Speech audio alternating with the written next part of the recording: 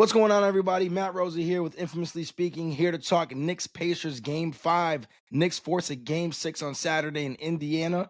Will they keep the season alive, or will Indy advance to face OKC in the finals? You just got to tune in and find out. Now, first, before we jump into the reaction, I wanted to do a couple things. I don't know if the right word is not maintenance, but admin things. I don't even know what the right word is. I'm not super professional, but here's what it is. First and foremost, thank you all for the love and support that you've been showing Infamously Speaking on YouTube, TikTok, Instagram, and all the socials. Really been loving the interaction, the reactions, the comments, just being able to chop it up with everybody has been incredible. Second, gotta shout out my guy Quan for holding it down on the reactions when I had to step away for some personal reasons. Appreciate you all showing him love. Thought he did a fantastic job filling in and giving great analysis and insight. Second to last thing. As you can see, Infamously Speaking merch, it is live. The link is in the description. I'm wearing the olive with the white embroidery. We have all kinds of options, from t-shirts when it's hot out to hoodies when it's cold out to headwear. I'm not wearing the Infamously Speaking hat today. Had to rep New York. But you can go and get your branded Infamously Speaking merch. Link in the description. Go cop some heat. And lastly, before we jump into the reaction, please remember to subscribe to the YouTube channel. Follow us on our socials. We're on TikTok, Instagram, X, Facebook. We're everywhere. Go ahead, do yourself a favor. Show some love to the show. Go ahead and follow us. Appreciate it. And let's jump into the recap. So, Knicks stay alive. Game 5 behind Brunson and KAT. Of course, who else? Making history. First duo with 20-plus points in each of the first 5 games of a conference finals since Shaq and Kobe. That's some elite company. Brunson and KAT are playing some elite basketball. For the Knicks, let's start there. Of course, the story is going to be Brunson and KAT. The real story is the Knicks' defense. They finally played the game that they wanted to play. The Pacers have played 15 playoff games so far this postseason. This is the first one that they've been held to under 100 points. That's not by coincidence. You get OG Anunoby last year in the midseason as a trade target. You re-sign him to big money this offseason. You trade away the massive draft pick haul to get Mikal Bridges for these very reasons. Great defense, slow the game down, don't allow Indiana to operate in space 7 seconds or less, make them beat you in the half-court set, and they weren't able to do it tonight. Incredible defensive pressure from everybody around. Of course, OG was incredible. Mikal was incredible. Josh Hart was fantastic. Even guys off the bench, DeLon Wright and Landry Shamet were great. So, Knicks, that's the key for them. Defensive pressure, slowing the game down. Don't allow Indiana to get out and run, and apply pressure to the ball. Think about Tyrese Haliburton's game last game, Game 4. Historic number, what was it? 15 and assists with 0 turnovers. First time to ever be done in NBA playoff history. Now, the Knicks forced 20 turnovers with 11 steals. Complete night and day difference. Indiana wasn't able to get any kind of rhythm going offensively. Look at it. Pascal Siakam was the only starter in double figures for the Pacers with 15 points. And it wasn't even an efficient 15. 13 shots to get those 15. Pacers aren't even in the game if it wasn't for Benedict Mathurin. Which, if you're the Knicks, that's kind of what you want to have happen. Now, shout out to Benedict Mathurin. He's on an incredible heater over the last 2 games. I forgot what the stat was, either like 41 or 43 points in 31 minutes or something like that. That's ridiculous. But if that's what Indiana's getting, then you live with that if you're New York. Now, I want to talk about the Pacers. Haliburton has been in the news a lot recently, and a lot of it's been praise, and he's a superstar, and rightfully so. How he's been getting a lot of attention, and a lot of people are putting him in that superstar category. Look at the game he just had in Game 4. Look at what he did to the Knicks in Game 1. Look at what he did to Cleveland when they played. Look at what he did to Milwaukee when they played. I mean, you become a superstar in the playoffs, and he showed up big time. And so I'm not going to come up here after he had a bad game and say, oh, man, we anointed him too early, crowned him to it. You can have your feelings about Tyrese Haliburton, and one game shouldn't change that. If one game changes your opinion if he's a superstar or not, then he's not a superstar. That's just not what it is. That's just what it is. One game can't change your opinion on somebody completely. Either they're a superstar or they're not. If you are on the side of Tyrese Haliburton being a superstar, then he should still be a superstar. He still has a chance to close it out. In fact, we were hearing, wow, Jalen Brunson needs to pass the ball around more. Jalen Brunson needs to play more like Tyrese Haliburton if he's going to be the best player on a championship team. Now, I guarantee you the narrative is going to be like, Tyrese Haliburton needs to take a note from Jalen Brunson. It needs to be more aggressive. It needs to have that killer mentality. And it's like, stop trying to play both sides of the fence. Stick to your take, stick to your chops, and let's get it pushing. Listen, there's another opportunity to get better. Yes, Tyrese Haliburton needs to be more aggressive. Yes, Tyrese Haliburton needs to take over. Tyrese Haliburton cannot have only 7 shot attempts for the entire game. 2 for 7, 6 points, 6 assists. Those aren't superstar numbers. But I'm going to give him the benefit of the doubt. Game 5, energized Knicks team, energized MSG crowd. You have the chance to close it out in Game 6 at home in Indianapolis. You can't lay another egg in that game. But I'm going to give him the benefit of the doubt because he's been incredible throughout these entire playoffs. All right. I'm not sure if you guys thought you were going to hear that from me. You thought I was going to get in a Haliburton because I'm a Knicks fan. Like, I told you.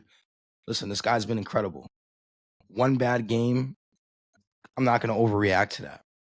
But you can't have 7 shot attempts. The only starter that had less shot attempts than Tyrese Haliburton was Miles Turner, and he only shot the ball 3 times. Obi Toppin shot the ball more than him.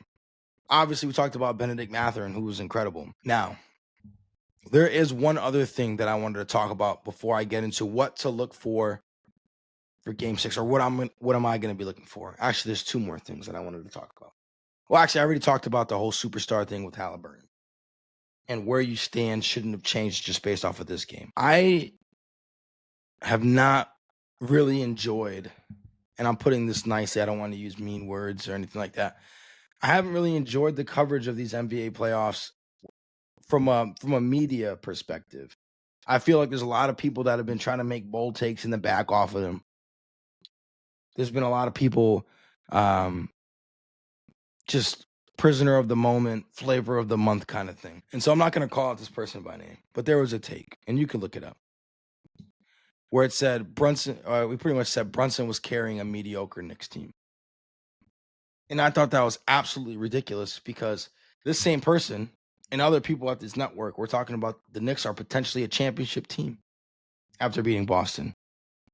And now they go down 3-1, and all of a sudden they're mediocre and they're only here because they have a superstar in Jalen Brunson. Last time I checked, superstars need whole teams to win championships. Golden State Warriors were a complete team, even though they had superstar Steph. The Miami Heat with LeBron. Superstar Bron still needed Bosh and Wade and Ray Allen, Mario Chalmers. Still needed those other players, right? Let me throw a stat out for you. Jalen Brunson missed a good amount of time during this regular season, right? He played 65 games, which means he missed, 17? The Knicks were 11-6 when Brunson didn't play. And there were 40-25 with him. 11-6 equates to a winning percentage of 65%. 40-25 equates to a winning percentage of 62% if you round it up. So just by the numbers, and I get it, 17 games compared to 65, but you can only use what you have. The Knicks aren't a mediocre team without Brunson. Just by those numbers.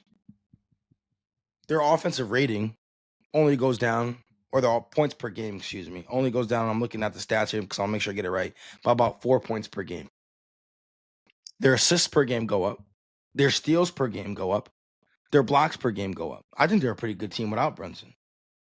No, I'm not saying they're the 3 seed in the East without Brunson. I'm not saying they are where they are right now without Brunson. But to say that they're a mediocre team and that OG Anunoby isn't good and KAT's not great and Mikal Bridges hasn't played big time for this team in spots. I mean, to call them mediocre, I think it's just lazy analysis. I think it's a cop-out, honestly. We got to be better than that. We got to be better. I mean, if you're going to throw that narrative out, you need some nuance there. Or at least just check the stats and say, this is what they did without Brunson this year. Nah, you know what? They actually played pretty well. Did all right, 11-6. Without the clutch player of the year. Without a guy who made second team All-NBA. 11-6 isn't bad. So just wanted to talk about that and just kind of the media coverage as a whole, right? Like I said, everybody crowning Haliburton, and I already know what the talk of the town is going to be tomorrow.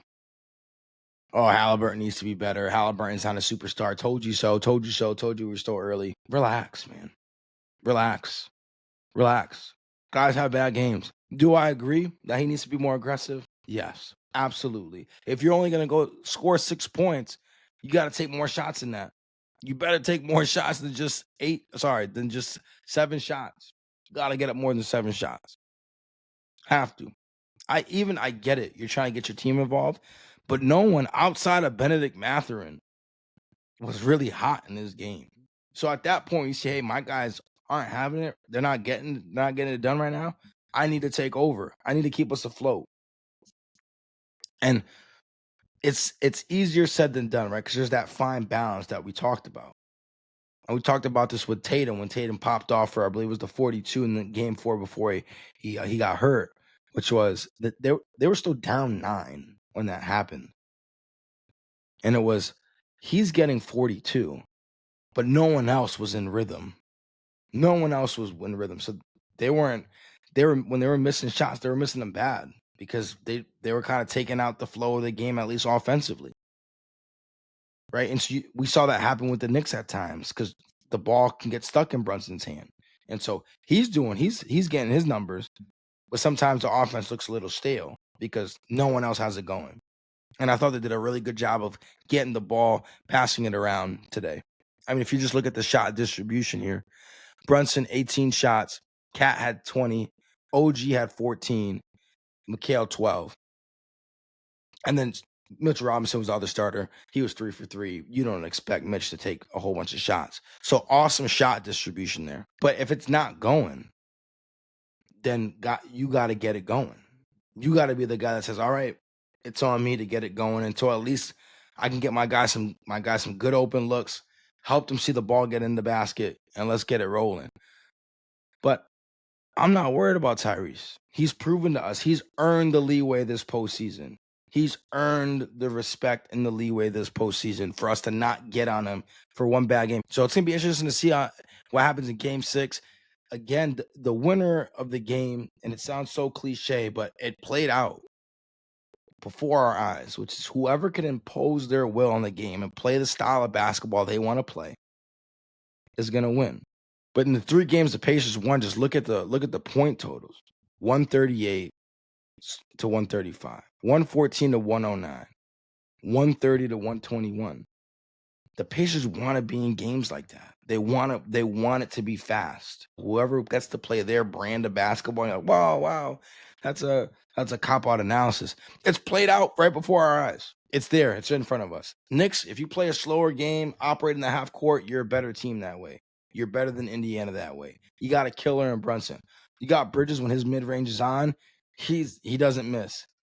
You got awesome half-court defenders. You got guys that can make offense happen. They don't need a lot of space. They don't need a lot of movement. They can get it done. Indiana, you want to run. You want space. You want easy baskets. Whoever gets that done is obviously going to win Game 6. Who do I like in Game 6? I said Knicks in 6. That can't happen. I got to go Knicks in 7. I can't pick against my Knicks. I can't do it. I think the Knicks, they're a better road team. They were able to get one in Indiana. They know they can win there. Pressure's back on the Pacers. Give me the Knicks in a close one. Appreciate y'all for tuning in. And again, like, comment, subscribe, and as always, think critically, speak infamously. Love.